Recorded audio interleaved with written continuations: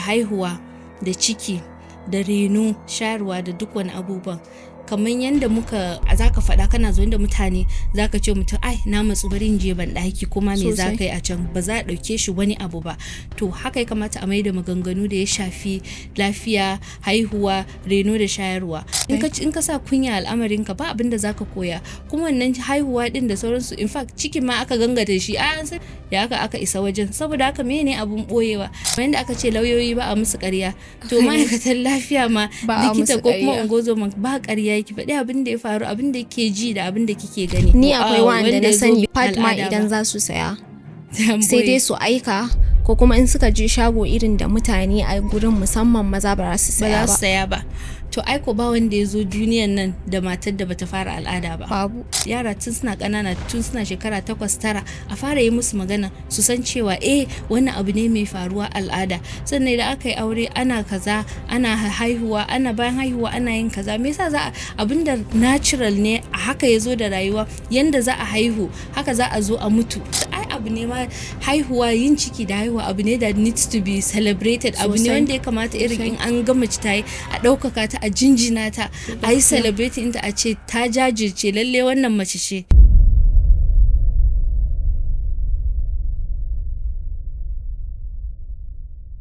Baƙuwar mu ta yau ta shahara wajen wayar da kan mata kan harkokin lafiyarsu da ayyukan ci gaban al'umma a shafukanta na sada zumunta. Wannan ba kowa bace illa Hajja da Midwife.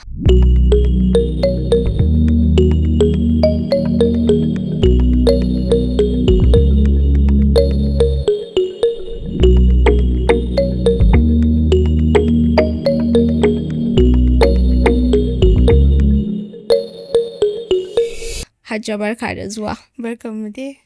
Hajja da Midwife, ta yaya aka samu wannan sunan? Sannan me yake nufi a gare ki? Okay, so sunana dai Aisha, sunan yanka kenan da ake cewa ko? Tiki san da mai an sa suna akan dan bada wani lakani dan a sa kaya. So ni ina da sunan maman babanmu, so ana kiranta Hajja. To sai sani ma aka fara kirana Hajja. So midwife kuma a turanci ne yana nufin ungozoma, wato wacce take bada kulawa wa mata kafin ciki, bayan ciki, lokacin ciki da kuma renon yaran su zuwa lokacin da suka kai shekara 5. So ni ungozoma ce, ma'aikaciyar lafiya ce a asibiti. To sai sa na haɗa ya zama Hajja da Midwife, wato Hajja wannan ungozomar. Okay. Mutane da yawa musamman a shafukan ki na sada zumunta sun fi sanin ki ne a matsayin Hajja da Midwife. Amma na wace ce ita Aisha? Okay. To ni ma mutum ce. Na zo daga gidan Aisha Ibrahim Abdullahi a nan Gombe. Wanda ya saka ni makaranta he's very passionate about education. Ya saka ni a makaranta na gama. Bayan na gama makaranta na secondary school na so dama ni a koda yaushe ina son taimako. So in aka ce za a yi taimako ba lalle ka yi taimako ne da kuɗi ko kuma da wani abu da za ka bayar ba. So ina neman hanyar da zan yi taimako ko da jikina da ƙarfina da energy na ko kuma da ilimi na. So tun ina secondary school na san kawai ina so in zama ma'aikaciyar lafiya. So sai na je ni na karanci wani ungozoman, haka yasa kawai dai basically abin da ce ni kenan. Okay, me ya jawo hankalinki gurin wayarwa mata da kai musamman akan lafiyarsu a shafukan sada zumunta, because yawanci wannan gurin sensitive topics ne da ba kowa yake so a tattauna shi ba, musamman a internet. So abin da ya jawo hankali na wajen wayar da kan mata bayan na gama makaranta din, so abubuwa da yawa na koya da yake abin da ya sa ko in ce dalilin da ya sa na je ni na yi wannan makaranta din. Bayan na haihuwa na farko, sai na ji na sha tsananin azaba, na sha wahala da wahala mentally, a physically, a jiki, a kwakwalwa na rikice gaba daya. Sai na fahimci cewa to ai akwai karatun da ake yi wanda zai Wurin koyar da taimakawa ni mata. yau ba zai taimakawa mata saboda gaba na fahimta cewa sani ne ban yi ba na abubuwa da yawa. Shi yasa kika sha wannan wahala. Da ban sha wahala ba saboda da na san abubuwa, da na san abin da ya kamata in tsammata, da na san abin da zai biyo baya lokacin da nake da ciki bayan na haihu, da ba zan sha wannan tsananin wahalan da na sha ba don na shiga tashin hankali sosai. So bayan na haihu da na ga wahalan da na sha sai ni ce to haka kowa suke yi ne ko kuma ni ne? Sai ni ce to ni kadai ne ko kuma suke yi, ni ba zan bari wasu matan su sha wahalan da na sha ba. Zan yi kokari in ga na taimakawa mata su samu wannan ilimin da zai hana su shiga wahalan da na shiga. So lokacin da na haihu ma ina NYSC ne. Bayan na gama NYSC sai na koma makarantar kiwon lafiya, na karanci shi wannan ungozoma din. Makarantar da wahala, na sha wahala fiye da na sha a jami'a, amma kuma ban taba gajiya ba. Duba da yanayin da ba ma shi bane abin da kika fara yi to farko. Ba shi na fara ba, zan baki labari daga baya me yasa na koma ne. So na wahala sosai, amma kuma a koda yaushe kullum ina jin daɗin zuwa makaranta saboda kaman a zahirance ne ake koya maka akan practically rayuwa, akan abin da yake faruwa da mace kafin ciki, bayan ciki da bayan haihuwa. To ganin wahalan da na sha sosai ina ga kaman kullum ina ƙarin ilimi ne. A haka ya faru, kaza ne ya faru. So wannan shekara 3 na wahala amma na ji daɗin shi. So da na fara na gama makarantar kullum ina ba mai gidana labari, ka abin da yake faruwa ga abin, sai yake cewa kai wannan ilimin naki ya kamata kowace mace tana da shi. Sai na ce haka fa. To sai na fara tunanin ta yaya zan samu mata su ma ina sanar da su, in gaya musu, koyar musu. In koyar da su. To ina dan kunya kaɗan, sai kuma akwai mata da yawa wanda ga suna yawan mun tambayoyi, sai ina jin daɗi ina ba su ansa, sai in ga kai dan ilimi ne fa kawai kaɗan nake da, gashi na gaya musu kuma sun gyara kuma sun ga daidai yadda ya kamata. Sai na ce to ko in fara yi online, tunda wani ilimi ma da wasu suke tambaya na, zaki ga waya dai a hannunsu, za su iya googling wani abun ma da ya kamata, amma ba su san cewa za su iya duba irin waɗannan abun ba. Kuma ko da irin waɗannan abin da ya shafi lafiya ba su ma san za su iya neman shi online ba, kuma babu mutane da suke yi sosai, kuma musamman a Hausance a yaren su da za su gane, don ko da ka je google din wani abin a turanci za ka samu. Sai ni ce to tunda abin haka ne, kuma dai ga waya a hannun yawancin mata a gida, za su dan shiga WhatsApp, za su shiga Facebook, to bari in kai musu mana, in isar musu da shi. Suna shiga Facebook, suna dan shiga a WhatsApp ɗinsu ko a status, za su dan gani. To shine sai na fara da encouragement ɗin mutanen da nake tare da su aiki. Akwai Suleiman Abubakar Salihu, akwai Hadiya Usman, da wani encouragement ɗin nasu kullum, saboda at first ma ina tsoron yin abu, ina tsoron in saka fiska na a gani, don wani videos ɗin idan ana recording hakakarwa nake, irin ina jin tsoro, irin ana dan katsewa saboda in dan huta, tsaba ina tsoro. Amma in na gama, kuma duk da tsoron na da kunya, idan ma na gama bidiyon bana ma iya koma in kalla, amma abu mamaki kawai sai na ga ya samu karbuwa a lokaci daya, ga followers, ga engagement da sauran. Sai na ce to da gaske ana neman abin kenan. To abin da ya sa na fara, na bude Hajji da Midwife kenan, kuma na fara wannan faɗakarwa online ɗin. Okay. Idan kika tuna farkon aikinki, wani abu ne ya fi baki mamaki game da matsalolin da mata suke fuskanta? Seeing as wannan matsaloli ne da kaman general knowledge ne da ya kamata kowa ya sani, amma na yayi karanci musamman a al'ummarmu. Haka ne. So kin san yadda yanayin zan ce society in mu yake a nan ko, akwai, zan iya cewa halin ko in kula daga mutane, sannan su kuma daga stakeholders kenan zan kira su, waɗanda ya kamata su bada wannan ilimi din. Ana tunani kawai a various wajaje ne waɗannan ilimin zaka same su. Misali, in baka je asibiti ba za ka samu ba. Sai sa ake so mata idan suna da ciki, suna zuwa daga sun samu ciki su je su asibiti, ana karfafa musu gwiwa, saboda sau da yawa mata ba sa ma zuwa asibiti, ko kawai ana gida ne. In ba wannan haihuwan ba, in kika bincika irin wani babban kaso a cikin kason mata, wannan zuwa awun shine zuwan su asibiti na farko. Sai kiga sai a musu gwaje-gwaje, sai a gano suna da wannan ciwon, suna da wannan ciwon, a ɗora daga nan da sauransu. So ana ga kaman kin gane irin ba wasu su ga kaman ba hurumin su bane su ba da wani shawara, ko kuma kana ga ilimin ka na waje kaɗan ne.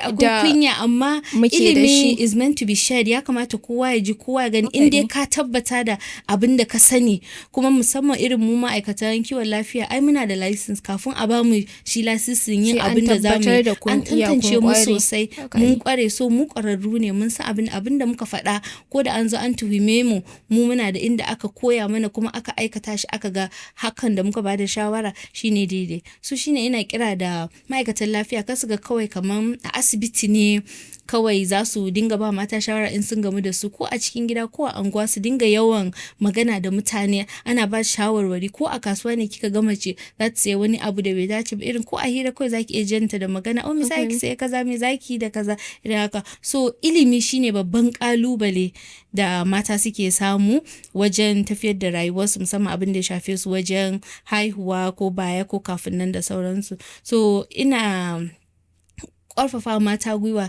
su dinga yawan magana, su dinga yawan tambaya, saboda wannan bambanci sai ga abu ɗan kaɗan ne, amma na kawai kaɗan san abu, kaɗan san shi a yanda ya kamata, ba ƙaramin wayar da kai yake yi ba. Yawancin lokuta amma zaki ga ba wai tambayan ba ne, kunya ce irin ta mata, ko kuma abin da culture mu yasa zaki ga mata sai su ga kaman an ce wannan abun ba abu bane da zaka tambaya, musamman in akwai maza a gurin. Zaki ga mace in dai harka ne da ya shafi lafiyanta, irin su menstruation da sauransu, ba sa iya magana akai. Haka ne. Me ne yake jawo wannan? To gaskiya buru-buru ba ɓoyewa, kullum abin da nake cewa mutane, da haihuwa, da ciki, da reno, shayarwa, da duk wani abubuwan, kamar yadda muka za ka faɗa, kana zo da mutane, za ka ce mutum, ai na matsu bari in je ban ɗaki, kuma me za ka yi a can, ba za a ɗauke shi wani abu ba. To haka ya kamata a mai da maganganu da ya shafi lafiya, haihuwa, reno da shayarwa. Ai kunya me yake ƙara mana, sai dai ma abin da ya rage mana. In ka sa kunya al'amarinka, ba abin da za ka koya. Kuma wannan haihuwa ɗin da sauransu, in fact cikin ma aka gangata shi, an san me ya kai ka wajen, ya aka isa wajen. Saboda haka me ne abun ɓoyewa? Ka nemi lafiyanka, saboda lafiyan kanka, saboda lafiyan abin da zaka haifa shi ma ya fito a lafiya, kai ma kanka ku samu ku yi rayuwa mai inganci mai kyau. Babu amfanin kunya a wajen neman lafiya, dole ne ka fito ka faɗa. In kana da damuwa, sai sai aka je asibiti za a zaunar da kai ka faɗa, tsakanin kamar yadda aka ce lauyoyi ba a musu ƙarya, to ma'aikatan lafiya ma likita ko kuma ungozoma ba ƙarya, ki faɗi abin da ya faru, abin da ke ji da abin da kike gani, kuma hanyar da zamu bi yanda zamu tabbata ana irin an mai da maganar normal, kamar yadda zaki ce wa mutum yanzu bari in je ni anguwa, to normal ki ce bari in je ni shago, me zaki saya? Zan saya pad. Shikenan a bar magana a wajen. Waye ne bai zo duniya? Ai babu wanda ya zo duniya a lokacin da ba. Ni akwai wanda na sani pad ma idan za su saya, pad ma idan za su saya sai dai su aika, ko kuma in suka je shago irin da mutane a gurin, musamman maza ba za su saya ba. To aiko ba wanda ya zo duniyan nan da matar da bata fara al'ada ba. Babu. Saboda haka dole is a normal process, we have to normalize it, mu yi maganan shi, a mai da shi normal magana. Dole ne kuma in muna maganan shi muna mai da shi ba komai ba, shine har za a zo a karbe shi. So shine yanda nace yanda za a yi tackling wannan issue din, ko a ci gaba da magana, a mai da shi normal. Yara tun suna ƙanana, tun suna shekara 8-9 a fara yi musu magana, su san cewa wannan abu ne mai faruwa al'ada. Sannan idan aka yi aure ana kaza, ana haihuwa, ana bayan haihuwa ana yin kaza, me yasa za a abinda natural ne, a haka ya zo da rayuwa, yanda za a haihu haka za a zo a mutu. To mutuwa ma an mai da shi, to alhamdulillah a ƙarshen rayuwa ta zo normal. To me yasa abinda kake rayuwa da shi, abinda kake rayuwa da shi, abinda abu ne ma, haihuwa, yin ciki da haihuwa abu ne that needs to be celebrated, abu ne wanda ya kamata irin in an ga mace ta yi a ɗaukaka ta, a jinjina ta, a yi celebrating ta, a ce ta jajirce, lalle wannan mace ce. Haka ne sosai. A ganin ki me ya kamata mutane su sani game da lafiyar mata? Mutane in general nake magana, maza da mata, because I believe wannan knowledge ne da ya kamata a ce maza ma sun sani. Saboda da su mata suke rayuwa. Sosai. Ya kamata a ce komai da komai sun sani saboda su taimaki matansu. Sosai. To inda ake maganar male involvement kenan in sexual reproductive health, inda kamar misali mu a arewacin Najeriya yanda muke yanzu, idan muka hada da addini ko muka hada da culture dinmu a societies dinmu, duk a kome za mu yi muna haɗe ne da maza. Okay. Ko kina karkashin ubanki ko mijinki ko yayanki ko akwai lokacin da kije kaninki ma ya zama miki uba. Yawwa, so muna buƙatar maza su karfafa mana gwiwa tunda dai bayan da zamu komai sai da su. Muna buƙatar haɗin kai su ma daga gare su dinga karfafa mana gwiwa saboda lafiyar mu, kuma idan muka samu lafiyar nan fa abin juyawa yake, shine muke kula da su. Saboda mu ne muke nurturing society, mu ne muke building society, mu muke haifar da society, mu muke haifar da mutane, you know. So muna buƙatar ƙarfin gwiwa daga maza su taimaka mana, a dinga ƙarfafawa mata gwiwa, a dinga ba su ilimin da suke buƙata. Idan akwai inda za su je su koyi wannan ƙarin ilimin, a taimaka musu. Mata idan suka fara al'ada, a ɗan saka musu ɗan kuɗi a wata wanda za su kansu mazan suna buƙatan wannan ilimin. A ba damuwa za a ba su abin da suke nema, za a ba su. Mu muna so ma su ji sani, kuma ba maganan batsa ba ne, magana ne da should be normalized. Ana yin shi is normal. Period ya zo shi yanda komi yanda zaka cika sha, period ma is a normal thing.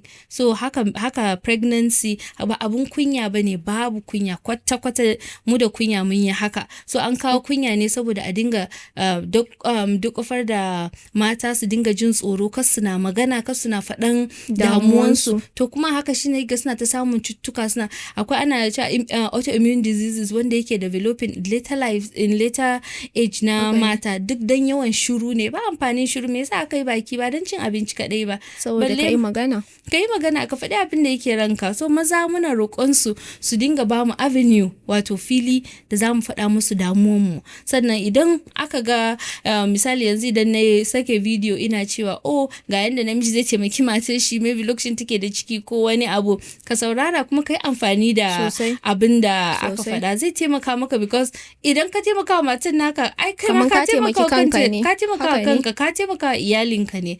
So muna buƙatan ƙarfin gwiwa gaskiya sosai daga maza, gaskiya kuma ana lakin in shi, ana samu kan, amma kuma ana lakin in shi. Alhamdulillah. Wani tambaya kika fi samu a gurin mata a shafukanki na sada zumunta?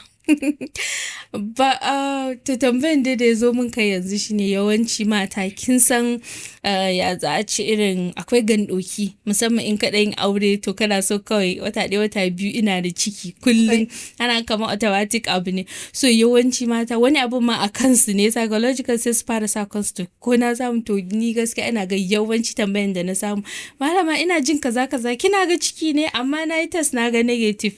To yana ban dariya, amma na kuma kowace mace zo tambayanta ina bambanta cewa wannan ba ita ce ta zo jiya ba, saboda haka dole in zauna mata bayani in ce a kaza ne, ki lokaci kaza, ko kuma ki dan bada lokaci, ko kuma ki bada sati biyu ki kara gwaji ki waye. To gaskiya mata wannan gandoki farkon auren a dinga malama ina da ciki ne to malama ko dai ciki ne, to wannan dai na yawan bani dariya gaskiya amma shine gaskiya tambayan da na fi samu. Okay. Akwai wani saƙo ko wani labari daga mabiyanki wanda ya taɓa zuciyanki? Sosai. Akwai su sosai, wani ga wanne ne zan iya faɗa. So akwai wata mata da ta haihu.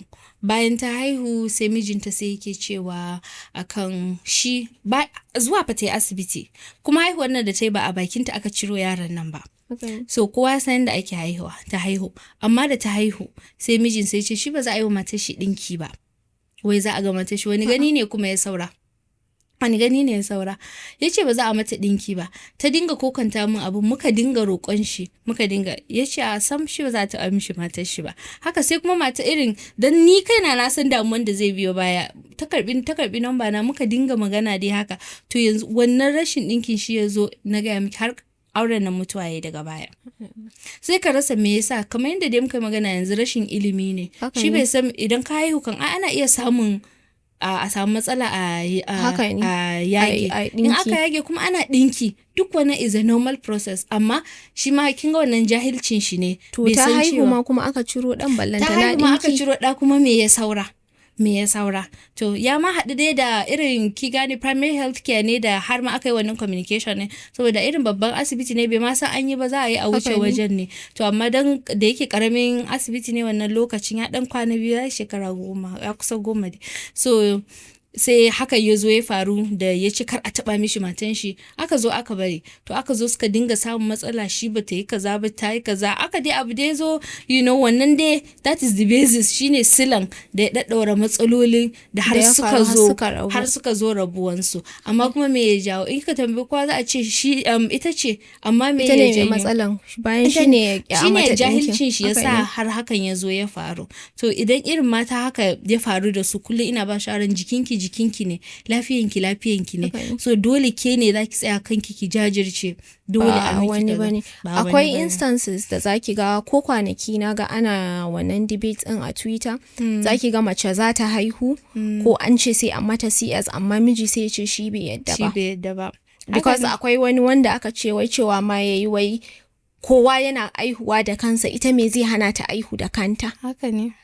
To irin wannan me yasa ma tukunna za a ce in za a yi wa mace CS dole mijinta shine zai undertaking, zai yi signing kafin har a mata CS? To shine guardian ɗinta, shine closest relative ɗinta, dole wani dan uwanta sai ya sa hannu. Akwai instance ɗin da ya kamata a ce idan har namiji ya ƙi kuma aka ga situation ɗin is getting out of hand, ita macen as long as tana cikin hayyacinta za ta iya yi kanta. thumbprint ɗinta, ko da ba za ta iya rubutu ba, za ta sa thumbprint ɗinta. Amma mostly asibitin mu ba sa yi. To da yake yawanci CS din in dai ba in emergency ya zo yi ma kawai ake, amma in ba emergency bane zaki ga ana planning ne tun daga wajen watanni 7-8 za a ce to idan lokacin haihuwa ya zo za a yi CS ne. Yawa to kin ga wannan sai a yi paperwork in a nitse a yi sai a ciccika. To shine abin da yake faruwa. Wani lokaci zaki ga ana ta yada abubuwa a shafukan sada zumunta musamman irin WhatsApp. Wani shawara kike ba ma mutane dangane da bambance wanda saƙon da yake da inganci da wanda bai da inganci? To gaskiya wannan da wahala. Yanzu kin ga misali ko yanda ake samun videos da ake da AI sosai. Yawwa to sai ki ga ko kai kanka da kasan abu sai ka kasa bambanta wannan bidiyon gaske ne ko ba na gaskiya ba. To ni dai shawaran da zan iya ba mutum kaman yadda zan ba mace shawara idan ta samu ciki, zan ce ki je ki asibitin da kika yadda da shi ko kuma kika yadda da wata ma'aikaciya a wajen. Ka ya samu waje ɗaya da ka yadda da shi, ki samu ma'aikaciya da kika yadda da ita ko kika yadda da shi, da kika san in ya baki ko ta baki shawara za ki ɗauka, ke kin yadda da wannan, kin ɗau wannan hanyar, kin gane? To haka shi ma waɗannan abubuwa da ake posting online, ka san wanne za ka saurara daga ka san wane ne ba ka saurara ba. Duk abin da ka gani online ai wani ne ya yi posting, saboda haka waye ne ya yi posting, sai ka goba ka ga profile in shi waye ne. Duk wani ma'aikacin lafiya zai sanar maka da cewa shi ma'aikacin lafiya ne, ko kuma ma ya nuna maka yanayin aikin shi ko kuma wajen aikin shi. In mutum ma dai wanda yake abin shi tsakanin da Allah kuma da gaske yake, daga ganin shi dai in dai ka kalli kamar videos in shi 10 ko posts in shi 10 zaka san wannan daga. So dole mutane su yi taking wannan effort in da za su ɗan yi wannan background check in su tabbata. So idan kamar a WhatsApp ne kika gani wata yar uwarki ta yi posting abu, sai ki ce mata ina ta samu wannan, wani abu mai an gani zaki ga sunan mutum. To dole ka yi taking wannan extra effort in kafin a ce ki je ki hada na gaskiya ki bambanta na gaskiya da na ƙarya. Saboda wani abu sai ki ga an ce ki hada gyada, ki hada barkono, ki waye ki ciwa, wani abu ma fa kai kanka in an gaya maka baya zama, ba zai zauna ba, baya zama. Amma saboda ayi posting, kowane Tom Dick and Harry zai zauna yayi videos din nan yayi posting. So ke ne fa zaki tsoratan wa kanki lafiyanki, ki san wa duk abin da kika sa a jikinki ko kuma kika daura a kanki ko kuma kika ci ko kika sha, kin wa kanki ne. So ke ne zaki kula, ke zaki taking extra effort ki wannan background check, ki duba ki gani wannan da gaske ne. Kuma idan ma kika gani din yanda na ce, dole kowa ya samu mutum 1-2 wanda ma'aikatan lafiya wanda ka san ka yarda da su, da kuma idan ma dai ba ma ka da kowa, asibiti nan fa abu ɗaya yake, kowa zai iya zuwa, kowa zai iya shiga asibiti. Ka ce kai kawai abu ne zaka tambaya ka ya rufe ya toshe, ba mai koranka, ba mai koranka. mu koma kan aikinki na gender violence kuma. Yes. Kin yi aiki a bincike ko in ce Yes. kina yi kan cin zarafin mata da yara. Sosai. Yaya girman wannan matsalan take a al'ummarmu? To al'ummarmu kaman Gombe State da muke ciki? In general, yes. Yes. So gender-based violence ana magana cin zarafi kenan da ake wa ba mace ba ma har mata ana musu da sai aka ce mishi gender ba a ce female ba, amma da yake an fi wa mata sai sa yawanci idan ma ana maganar gender based violence zaki ga ana magana mata, kuma matan ma a cikin su waye yara, tunda su aka fi zalunta, su ne ba su da baki, su da wayo, su ne ba su da waye, ba su da karfi da za su yi magana. So waɗanda muke aiki da su ana wannan bincike saboda duk abin da zaka nemo maslaha ga shi dole ka tabbatar cewa akwai wannan matsala din. So sai sa muka yi bincike, mun bi dukkan local governments na Gombe, muka yi tambayoyi, muka yi using different research tools, mu gano irin asalin matsalan, yana faruwan, baya faruwan, a ina yake faruwa, me yake kawo shi, me ya fi kawo shi, sannan kuma muka bi ta ya za a yi preventing, kuma muka haɗa hannu ne tare da ministries, kamar misali Ministry of Justice, muka ji to ku kuma idan kaza ya faru me kuke yi? Ba laifi, gwamnatin nan tana kokari, an putting things in place wanda ko da hakan ya faru za a magance shi, amma babban matsalan da ake samu shine idan hakan ya faru ba a zuwa ana magana saboda an mai da shi abun kunya. Kin ga na ka miki maganan kunya ɗazu, duk inda aka sa kunya to ana kokarin boye wani abu dai. So ana sai a je a ci zarafin yaro ko yarinya a anguwa, sai a ce a'a mu rufa juna asiri, a'a kar magana ya fito, a'a alhaji wane ne yayi, ya taba kawo mana buhun shinkafa, kar a yi haka, kuma bayan an lalata rayuwar yaro ko yarinya da sauransu. To idan za a buɗi baki ana yawan magana a ce gashi wane yayi kaza din nan, ko kuma an ji an yi kaza, kuma al'umma tana gani ana hukunta wannan wanda suka aikata wannan laifin. Yes, gwamnati ta yi putting things in place sosai yanda za a magance wannan abubuwan, kamar yanzu an yi domesticating VAP Act shi ma. So is a big milestone for the state da za ta yi, za ta taimaka wa mutane, amma yanzu ana samun matsalan rashin fitowa din ma a ce an yi kaza saboda ana kunya, saboda ana ganin gara an yi rufa-rufa din kawai kada ita ma yarinya bata mata rayuwarta. Amma me yasa kike ga musamman mata manya yake ba su wahalan fitowa su nuna cewa an ci zarafin nasu? To idan aka ci zarafin nasu, ai yanayin yanda al'ummar mu yake ne, idan suka ce an ci zarafin nasu, na farko tukuna su mata ƴan uwansu za su fara zagin su, za su ce kalli waccar ita ce aka yi mata fyaɗe, ko kuma kalli wacce ita ce alhaji wane ya taɓa ta. Sai a mai da kai abun gulma a cikin unguwa. Yes, sai a mai da ke fita ma ya gagare ki, saboda kuma me daga matan yake farawa. Amma ina tabbatar miki idan mu mata za mu tsaya wa kanmu, mu zama yanda ake cewa your brother's keeper, yanda ba za ki bari a yi maganan wata, mutumiki juna, ba za ki bari a yi maganan banza akan wata ba. Kuma ko da a hira ne wata ta ce miki ai ta ji wacce an mata kaza, kawai ki tsayar da maganan a wajen, kar ki kara kar ki rage. In ba za ki tsayar da maganan ba kar ki kara, saboda ke ma ba wai kin fi karfin wannan kaddaran ya faru da ke bane, tunda al'umman namun yana faruwa sosai. Ana kokarin karewa, amma idan ya faru da kai din zaka ce kaddara ne ya faru, ya riga da ya faru, to ke ma bai fi karfin wannan kaddaran ya hau kanki ba, saboda haka dan ya hau kan wani ba wai irin kekin yi wayo ne, yawwa ya zama abun gulma, fita wayo, yawwa ko kin fita wayo, saboda haka dole mu karfafa wa mata kuwa in haka ya faru da ke ki fito, mu kuma mata mu taimaka musu wajen shiru. In dai mazan ne su yi ta maganan su, haka zai kare ya kashe wutan a wajen. Kuma akwai wani abu da mutane suke yi wanda idan kina ga kamar ya faru a kan wani, kamar ke irin ba zai faru da ke ba haka, to ba abu ne wanda ya fi karfin ya faru da ke yawa a kan kowa, saboda haka sai ki taimaka wa wani yanda za ki irin kamar a gidanki ya faru, yawa ka sa kanka, have empathy, ka sa kanka in the shoes of wanda hakan ya faru da shi. Me ya kamata al'umma su yi wajen taimakawa mata da yara don kare su daga sexual violence nan? Abubuwa da yawa ya kamata ya, amma koma me ake da niyan yi, kuma koma me za a yi, yana farawa ne daga gida sosai. idan yara suna tare da iyayensu su ja su a jiki, su riƙe su hannu bibbiyu, su nuna musu suna son su, kuma su nuna musu ba sa shakkan su, ba sa shakkan wani abu da zo su gaya musu. Ku ɗaura yaran ku kan tarbiyya yanda ba za su yi muku ƙarya ba. Ba za su iya ɓoye muku ba za su muku ƙarya ba, kuma ba za su ɓoye muku abin da ya faru da su ba. So that way duk abin da ya faru da yara, duk abin da ya zo ya faru, za su samu baki su faɗa. Saboda yawanci shiru da kunya shi yake sa wannan gender based violence in yake ci gaba da propagating. So idan yaro ya zo ya faɗi abu, kai matsayinka na ya uwa ko uba, sai ka bincika. Me ne haka? Me ya faru? Ya haka hakan ya faru? Kika tabbata kin samu evidence ɗinki, kin samu abin nan da ya faru a iya tunaninki ko iliminki yanda za ki iya yi, sai ki kai gaba.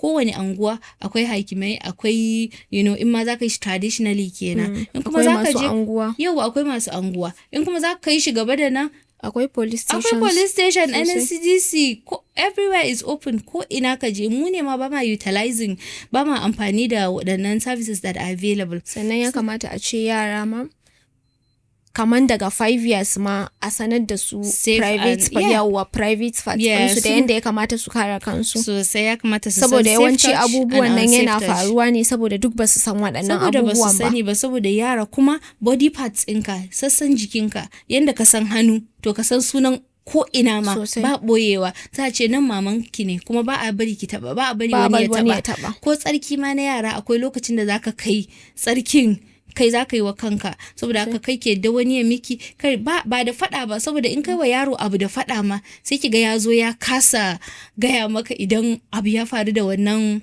bangare din, kin gane. So yara za ku na musu wannan, in an taba ka ta nan wajen ba laifin, an taba ka a nan akwai laifi, kuma sai ka zo ka faɗa ka sanar. Sannan kuma a wajen makarantu a dinga sa ido, saboda waɗannan cin zarafi in ba inda baya faruwa, yana faruwa a kasuwanni, yana kana cikin tafiya ma, kina cikin tafiya kawai zaki ji wani ya zo ya rungume ki ta baya kawai ya wuce. To ko a ina yana faruwa makarantu, asibitoci, ko ina. Ba inda ba za a ce okay nan wajen wannan abun baya faruwa ba inda baya faruwa. Saboda haka a sa ido, when you see something you say something. Ke ma idan kika ji da sai kiga an je kije gidan kitso ana cewa ai Alhaji wane ai an ji ma ya bata yara kaza, amma ana shiru. Kuma Alhaji wane in nan koda ya fi karfin ka, koda kana ga in kai maganan nan, tunda witness protection programs in mu ba lalle su kare ka ba idan ka je ka faɗa an yi abu. Amma me idan lokacin da Alhaji wane din ne zai kawo muku shinkafa, dama ai yana baku ne don ku rufe bakin ku idan atrocities inda yake aikata a anguwa, sai ku yi rejecting. That is your only way of protesting. Sai ku ce ba kwa so, shikenan. Wani kalubale ne ya fi wahala a aikin da kike yi, musamman ganin a fannin gender based violence, annan ganin ba kowa bane yake son yayi. Za ku iya zuwa kuna faɗakarwa a kansa, amma mutane su nuna kaman ba sa so. Abin da ya baki mamaki shine idan kika je ma za ki faɗakarwa, idan kika haɗa kan matan sai ka fara kawo musu magana, aikin zo ki magana ne a kan cin zarafi. Wasu za su fara rufe fiska, ko kuma wasu su jiya, wasu ma mazan sai ki ji sun ce a wannan za su zo su mana maganan banza ne ko maganan batsa ko wani abu. To amma kuma shine kai ki mamaki, a waɗanda suka zo akwai yaran da aka haife su ma wataƙila fyaɗe aka yi wa iyayensu. Akwai wacce ma a ciki kawai ba za ta faɗa ba ne, saboda hakan ya taɓa faruwa da ita. Sosai babban kaso na mata sosai. In fact, World Health Organization ta ce 1 in every 3 women she has been sexually harassed in some way. Daga lokacin da aka haife ta har zuwa lokacin da ta girma. Kuma every woman I challenge kowace mace kika tambaya, in ba kanta ba ta san immediately, ta san another person wanda an taba ta, ko an taba rike ta, ko an taba mata wani abu da ba ta so. Babu mace da in ba kanta ba da bata san wata ba. Haka ne kawai, haka muke a cikin society din nan. Saboda haka ni babban kalubale da nake samu shine mutane da suke mai da abun kaman ba a yi, bayan abu ne wanda aka fi yi a ko'ina. So wannan shiru da kunya da boyewa din kuma shi yake ƙara sa yake ci gaba. Me ya fi baki ƙwarin gwiwa don ci gaba da yin abin da kike yi?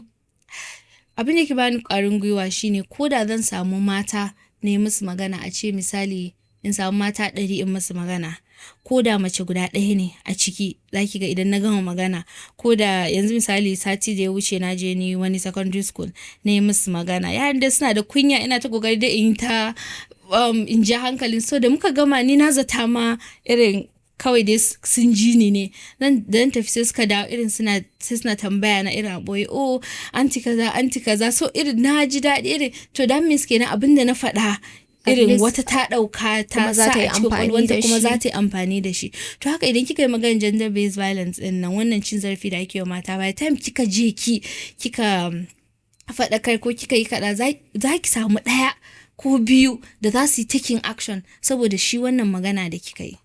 Okay. Mu dawo kan karatun da kika yi na ungozoma. Me ne ya jawo hankalinki ganin ba shi bane abin da kika fara karantawa ma? Haka ne.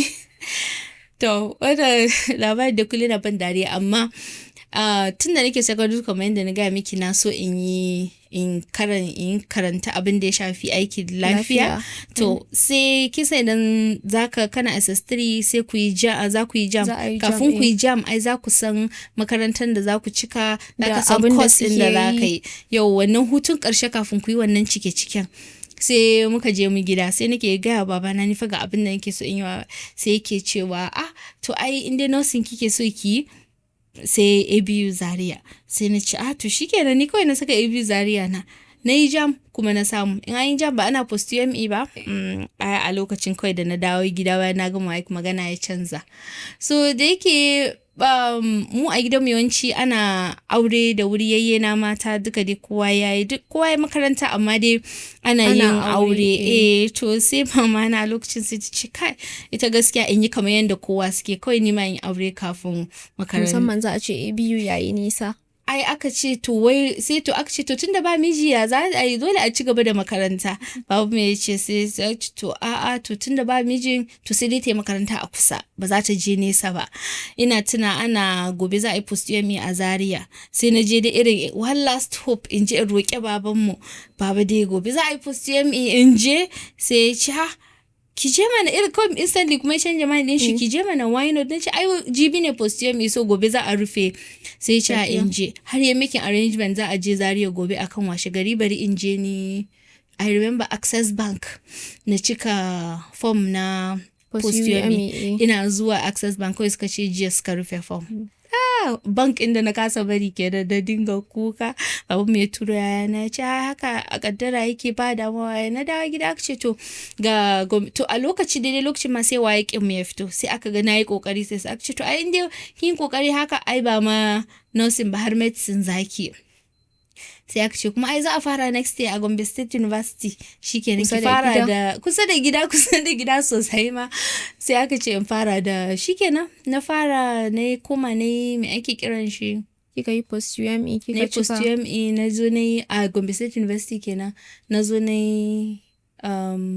degree ina so na fara medicine bai yi ba na karasa microbiology da na gama su bayan na ina NYSC ne ko nake ce mai gida na fa bayan abin da ya faru da ni bayan haihuwa ni fa still gaskiya ina so in yi nursing gaskiya ina so in yi midwifery sai ce to irin ganin yanzu muka fara iyalinmu to why not mu in yi abin da is available a nan Gombe kafin maga mai Allah zai su she na je ni school of nursing na midwifery na gama na yi nursing yanzu haka ina degree ina a ABU Zaria distance learning so yanda ya faru kenan abu akwai lokacin da kika taba jin kin gaji ko kika yi tunanin daina wannan aikin saboda akwai wahala amma like ko sau ɗaya ban taba gajiya ba kuma kullun ina jin daɗi kullun har ma ina mamaki yau wai ni ne nake magana irin ana ɗauka na da muhimmanci ana ganin magana na gaskiya ne sai ina tunawa kaina to ai komai da nake faɗa ko nake yi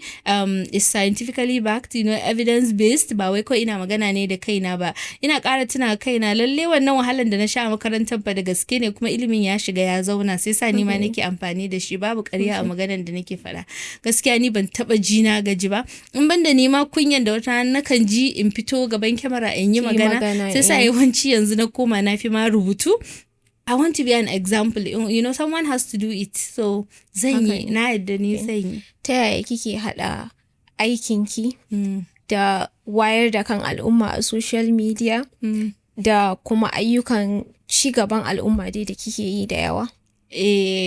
Da wahala, amma I think in ka samu abin da kake son yi, idan ka samu abu wanda anytime ka tashi ka ji kana son yin shi, ba wai kana yi ne ko don kuɗi ko kuma a ce ka yi ba, that is your biggest motivation. Shi ne abin da zai sa kullum ka tashi ka yi ɗin. Kuma musamman ma in kana ganin ko da mace ɗaya ne, ni ba abin da yake ban daɗi don har screenshot nake yi, ina da vision board ina da kuma motivation board. So a motivation board sai ki gama ta turo min message ta ce wallahi ta yi amfani da shawaran da na bata, a'a cikin ya zauna, a'a yanzu fa cikin ya yi nisa, a'a da ta yi kaza yanzu ruwan nonon ta yana zuwa, so wannan motivation sai in yi screenshot, sai in saving, sai in printing every morning in na kanta in ce yes I did that, ni ne haka, ni ne sanadin wata mace ta samu sauki a rayuwanta. To abin yana burge ni kuma yana min daɗi. It's such a privilege for me to be in a position da zan sa wata ta samu sauki a rayuwanta.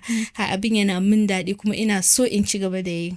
Me yake ƙara baki ƙarfin gwiwa a lokacin da abubuwa suka yi wuya? Misali abubuwan da yawa. Kamar in aiki ya miki yawa, kanki yayi kika jikin gaji dai, me yake ƙara baki ƙwarin gwiwan ci gaba da abin da kike yi? To a kodayaushe dai na yadda da hutu, na yadda da rest. So duk lokacin da, saboda idan baka huta ba, if you don't rest then you eventually crash, sai jikinka ya zo ya mutu. Abin da kake kokarin yi din ba za ka yi shi effectively ba. Yau ko rubutu nake yi yanzu, sai ka ji kamar ka samu writer's block, irin kanka ya toshe haka. Kawai sai in bar shi, in bar abin da nake, in bashi awa 2 ko kuma in bashi kwana 1 kwana 2. Idan na dawo sai ki ji wani fresh ideas ma ya zo miki, sabon irin ilimi yanda zaki tafiyar da wannan abu yanda ya kamata. So idan abubuwa suka min yawa, ni ba ma kwana 1-2 ba, zan iya daukan sati, in ce satin nan ba abin da zai yi, ba abin da zan taba, ba zan ma bude social media ba. In ce irin ko jiki da jini, kai ma kana so ka huta, kuma in order to do it effectively you have to be in the right mental well-being and state. So ni na yadda da hutu gaskiya. I take breaks, ina hutawa a lokacin da na kamata. Bayan harkar lafiya, kina ayyukan cigaban al'umma da matasa. Yes. Through initiative da kika yi ko founding. Yes. Me yasa kike ganin hakan yana da muhimmanci? To, bayan baki labari abin da ya sa kamar initiative ɗin yadda muka bude shi lokacin muna NYSC, sai inda na haɗu da su Hadiya kenan da Suleiman, sai Allah ya sa aka yi posting. Kisan komi ina cewa yana zuwa da kaddara, komi ka karɓe shi yadda ya zo, Allah ya aka tura ni SDGs. So yes, da ina jin SDGs ko kuma ina ganin projects da suke yi, amma ban bawa abun irin tunani ko muhimmanci ba. So da aka tura mu SDGs as a CDS Thursdays muna zuwa, sai naga irin programs da ake, sannan a lokacin ma nasa SDGs suna da 17 goals, and all of that, ga muhimmancin goals, ga kuma yadda za a yi achieving goals. So wannan I always looked forward to, ina jin daɗin wannan CDS days in Thursdays da suka zo, saboda muna zuwa communities, mu je mu ba da shawara kan tsafta, kulawa da wayar. So sai Hadiya ta approaching ina, ta ce ta ga yadda nake irin sa kai wajen waɗannan abubuwan, ko za mu ci gaba ne idan kun gama NYSC. Na ce mata yauwa, ni na dama ina tunani irin, saboda wannan shekara ɗaya na NYSC ya yi kaɗan ka yi duk waɗannan abin da kake so ka yi. So sai na ji daɗi sosai da ta yi approaching ina. To inda Allah haɗa muke na yanzu, kusan ana magana ya kusa shekara 10, kusan shekara 9 da ɗauri kenan da muka fara wannan, kuma hakan ya ba mu dama irin muka yi muka ci gaba da abin da muke, har muka ƙara akan hakan ma, akan SDGs ɗin, har yanzu aka involving like policies and community engagement, youths, har za a iya ɗaukan ma'aikata ma inda muke da sauransu. So alhamdulillah. Kina ganin matasan mu a yau ta hanyoyin ayyukan da kuke suna da damar kawo canji? Wow, sosai a bamu lokaci kaɗan ma za a gani ko yanzu ma mu mun san ana ƙoƙari sosai saboda matasa ɗin su ma akwai masu ƙoƙari. Kin gani ma I believe Allah ne bani wani opportunity yanzu let's say CDS ɗin nan da ba SDG aka tura ni ba. Allah kaɗai ya san irin wani trajectory rayuwa na zai ɗauka. So kaman kowa yana buƙatan wani ɗan window of opportunity ne ya samu ya showcasing kaman talent ɗin shi kuma matasan nan akwai masu ilimi, akwai masu jajircewa, akwai masu skills, akwai wanda kawai they just need a little push a ɗan tura su ta hanya kaza. So alhamdulillah ga waje muna da shi, muna da conducive environment, ga mutanen kirki da muke tare da su. Da ne ma irin abin kamar a buɗe ba, yanzu is like it's structured in such a way that if ka shigo nan wajen ka zo ne for your own career progression and development, so which is something we're very proud of, alhamdulillah. Okay. Idan kina da damar isar da saƙo guda ɗaya ga mata da matasa dai gaba ɗaya, me za ki ce musu? To, zan ba da shawarin daban-daban. Shawara na ɗaya da nake so in ba mata musamman shine ba su ba tsoro kuma ba kunya. Kunya lalle yana da kyau, amma ba kunya wajen neman ilimi. Babu kuma kunya wajen neman lafiyarsu. Yes, babu wannan kunya ɗin. Saboda haka idan an ce ma sai kayi kunya wajen neman lafiya, ana neman cutanka ne. Sosai. Babu kunya. To kuma a ko da yaushe mace ita ce take renon al'umma. Kowane namiji da kika gani wanda ya zama mutum yanzu daga mace ya zo. Saboda haka dole ne mu ƙarfafa wa mata gwiwa su ci gaba da neman ilimi da neman lafiyansu, saboda shi ne zai ba su daman haifarwa da kuma rene da tarerayen al'umman da za ta zo a gaba, kuma ta yi kyau, ta yi tarbiyyar al'umma kuma har gaban ma ya zo ya yi kyau. Idan matan nan suna da wannan ilimi din kuma suna da isasshen lafiyansu, opportunities are endless for su kansu mata da maza da za a zo a haifa a gaba. So shawara na ga mata kenan, a neman ilimi. Sannan su kuma matasa zama ba nasu bane. Ana kaiwa wani lokacin da dole za ka yi slowing down a rayuwa, dole za ka nema hutu, dole za ka nema kaɗan dakata. Amma a lokacin da kake matashi, zama ba naka bane. Nema whether in ilimi, whether in skills. Kuma ilimin nan musamman makaranta, shawarar da kun nake bayarwa shine, kuma practically ne nayi da kaina, tunda kamar nima ai na je na yi degree na zo na canza layi gaba ɗaya ne wani abu daban. So you can always change. Idan kika gama degree ɗinki, maybe kin karanta zoology, sai kika fara practice 1 or 2 years, kika ga baya kawo miki haske. Ba wanda ya ce dole sai kin yi wannan. Ko shekaranki 40 ne, a lokacin zaki iya zuwa ki saya form jam ko ba form ba, akwai online courses yanzu da yawa da mutum zai take. That is even way underutilized. Mutane ba su masa irin, there are still people that don't know how endless the possibilities are in the internet. Yanda zaka je makaranta a conventional schools, closed schools, haka zaka je makaranta online. So mata su ma wanda suke gida, wanda suna ga kai yara sun min yawa ba zan iya fita ba, akwai so many open universities yanzu, open colleges, courses that you can do. Kina zo ne a gida kina ƙara wa kanki ilimi akan kasuwancinki ko kuma sana'anki ko kuma aikin da kike so ki sa kai ki a gaba. Okay, so shine matasa a jajirce wajen neman ilimi, wajen neman aiki, wajen neman sana'a. A ƙarshe me kike so mutane su tuna da ke idan suka ji sunanki musamman ganin abubuwan da kike yi a shafukan sada zumunta? Ina so ya zamana ni in an gani mutum ya san zai samu sauki a duk damuwan da ya zo ya approaching ina da shi. Ina so mace ta ji in tana da wani abu da ya ɗaure mata kai, idan ta zo ta same ni, ta san cewa ni wacce zan iya rufa mata asiri ne, kuma zan iya kawo mata maslaha, ko da abu ne wanda ni ba ni da ilimin shi. Zan iya kawo mata maslaha, zan iya ba ta shawara ko in haɗa ta da waɗanda za su kawo mata sauƙi a wannan abin da ya dame ta. So ni haka nake so a san ni da a san in an zo wajena za a samu taimako, kuma ina roƙon Allah ya dinga bani daman yin wannan taimako din. Insha Allah. Ga mutanen da suke so su neme ki ko su yi magana da ki, a ina za su same ki? Za su iya samu na a shafuffukan sada zumunta ko Facebook, TikTok, Instagram. So Username ina Hajja the Midwife ko Hajjan Baba.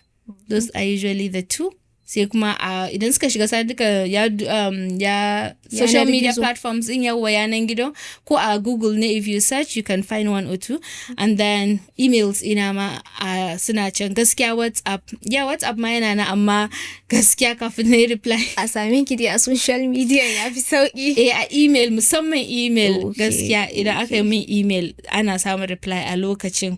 So ina kuma wala ba ina so a kawo min damuwan nima kuma tunda abu dai na ilimi ne, maganan baki ne, so abinda dai bai fi karfi na ba, ni kuma ina so in ga na gaya miki abinda zaki aiwatar sai ki samu sauki ki amfana da shi. Haka ne. Mun gode sosai Hajja da amsa gayyatar mu da kika yi. Na ji daɗi nima da aka gayyace ni. Mun gode.